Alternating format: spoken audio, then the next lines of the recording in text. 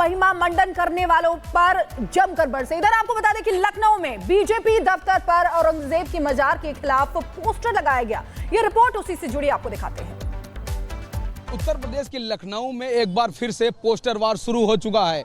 आप देख सकते हैं भारतीय जनता पार्टी कार्यालय के बाहर एक बड़ा सा बैनर पोस्टर लगाया गया है जिसमें लिखा गया है औरंगजेब की मजार के खिलाफ यूपी में हल्ला बोल, औरंगजेब का महिमा मंडन यूपी में बर्दाश्त नहीं, औरंगजेब और गाजी की मजार यूपी में ढूंढो और खोदो अभियान। इस तरह के मैसेज को लिखा गया है और देवेंद्र तिवारी राष्ट्रीय अध्यक्ष भारतीय गौ सेवा परिषद नेता भाजपा अपने आप को राष्ट्रीयवादी नेता और भाजपा नेता भी बता रहे हैं और इन्होंने भारतीय जनता पार्टी कार्यालय के बाहर एक बड़ा सा बैनर पोस्टर लगवाया है जिसमें इस तरह का मैसेज दिया गया है। हालांकि जिस तरह से उत्तर प्रदेश में नेजा ये जो मेला लगता है उसको लेकर के जो अलग अलग शहरों से बात आई है जिसको कराने की अनुमति अब प्रशासन नहीं दे रहा है और मुख्यमंत्री ने भी यह बात कहा है कि जो आक्रांता रहे हैं, जिन्होंने भारत में जुर्म किया है, जिन्होंने भारतीय संस्कृति और सनातन को नष्ट किया है, जिन्होंने हजारों लाखों मंदिरों को तोड़ा है, ऐसे आक्रांताओं के महिमा मंडन यहाँ पर नहीं होगा, उनके नाम पे यहाँ पर उत्सव और मेला नहीं होगा। ऐसे में इस तरह का जो बैनर लगा है वह अब एक नया मोड़ दे रहा है और हो सकता है कि इसके जवाब में आने वाले समय में आपको लखनऊ में एक से बढ़कर एक बैनर पोस्टर और मैसेज देखने को मिले। वीडियो जर्नलिस्ट दीपक त्रिपाठी के साथ राघवेंद्र पांडे, रिपब्लिक भारत, लखनऊ। हाजी नाजिम साहब, मैं क्लियर इन पोस्टर्स पे ही आपसे बात करना चाहूंगी क्योंकि अब वो आवाज बुलंद हुई है कि आखिर जो अभी तक गलत होता आया है उसको अगर आप सही करने की कोशिश हो रही है तो उसमें तो आप लोगों को साथ देना चाहिए। हाँ, देखिए जिस तरीके से ये पोस्टर की बात हो रही है तो मैं ये कहना चाहता हूँ, देखिए हम लोग भारतीय हैं और देखिए हम लोगों के जो आइडियल हैं डॉक्टर एपीजे अब्दुल कलाम साहब है, वीर अब्दुल हमीद साहब है, भगत सिंह है, चंद्रशेखर आजाद है, ये हम हमारे लोगों के आइडियल है। तो हम इन लोगों के सिद्धांतों पर चलते हैं क्योंकि हम गांधी जी के देश को चुना है हमारे बुजुर्गों ने। तो जिस तरीके की बात यहाँ पर देश के अंदर करी जा रही है और जो ये इस तरीके का संगठन जो नफरत फैलाने की कोशिश कर रहे हैं, कहीं ना कहीं ये संगठनों पे बैन लगाने की सख्त जरूरत है। किन संगठनों का जिक्र आप कर रहे हैं? भारत के अंदर आप किन संगठनों का जिक्र कर रहे हैं? खुल कर नाम लीजिए ना, किन संगठनों का जिक्र कर रहे हैं आप? ये वही संगठन कौन नफरत फैला रहा है? नहीं, एक मिनट, कौन नफरत फैला रहा है? की बातें करते हैं।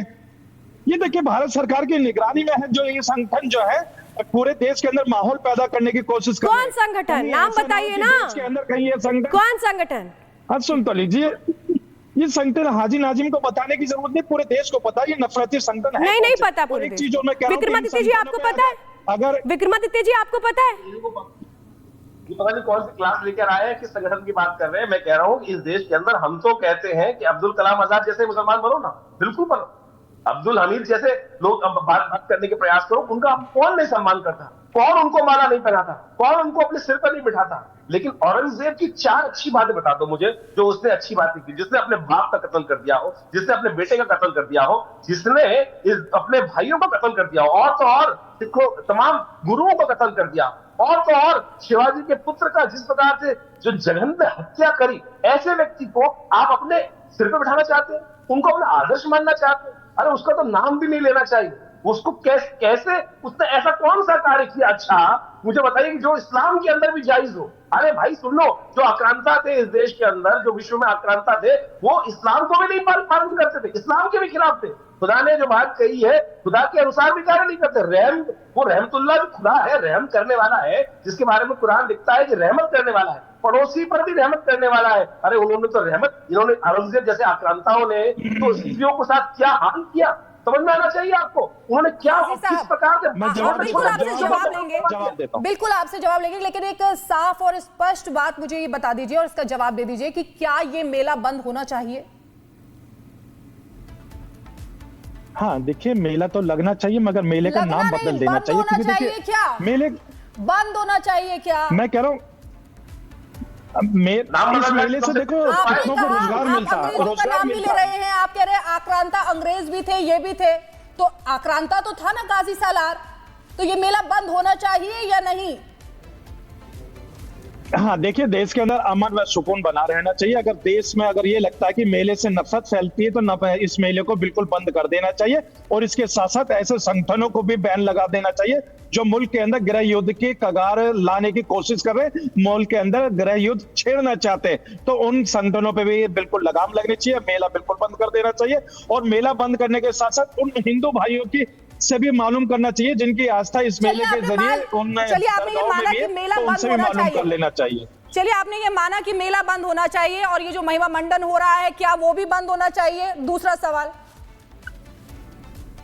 हाँ, महिमा मंडल कौन कर रहा? महिमा मंडल ये वो नफरती एजेंडे वाले लोग करते हैं। हम लोग तो हमेशा बात करते हैं डॉक्टर एपीजे अब्दुल कलाम साहब के बारे में बात करते हैं, और हम तो बात करते हैं देखिए भारत के पूर्व राष्ट्रपति डॉक्टर राजेंद्र प्रसाद जी के बारे में बात करते हैं, हम तो महात्मा गांधी जी के बारे में बात करते हैं। लेकिन जिस तरीके का माहौल देश के अंदर बनाया जा रहा है, ऐसे नफरती एजेंडे वाले नफरती चिंटुओं पे भी तो बैन लगना चाहिए जो हिंदू भाई या मुसलमान भाई के बीच में एक नफरत की खाई खोदने की कोशिश कर रहे हैं। और असल बात तो यहीं पे आ जाती है कि भारत के असली, लेकिन जिस तरीके से आपकी ओर से हर बात का को घुमा फिरा के जवाब दिया जा रहा है वो साफ साफ दिखाई दे रहा है। इस बीच आपको रोक रहे हैं, बड़ी खबर आ रही है, खबर कर लेते हैं। छत्तीसगढ़ से खबर है जहां पे छत्तीसगढ़ में मारे गए नक्सलियों से हथियार मिले हैं। ये खबर छत्तीसगढ़ से आ रही है जहां पे छत्तीसगढ़ में मारे गए नक्सलियों से हथियार बरामद किए गए। याद होगा कल आपको किस तरीके से छत्तीसगढ़ के बीजापुर में बड़ा ऑपरेशन चला था और उस ऑपरेशन में 22 नक्सली मारे गए थे। और अब जानकारी ये मिल रही है कि दरअसल उन नक्सलियों के पास से यहां पर बड़ी मात्रा में जो हथियार बरामद किए गए। तस्वीर दिखा रहे हैं आपको उन्हीं हथियारों की,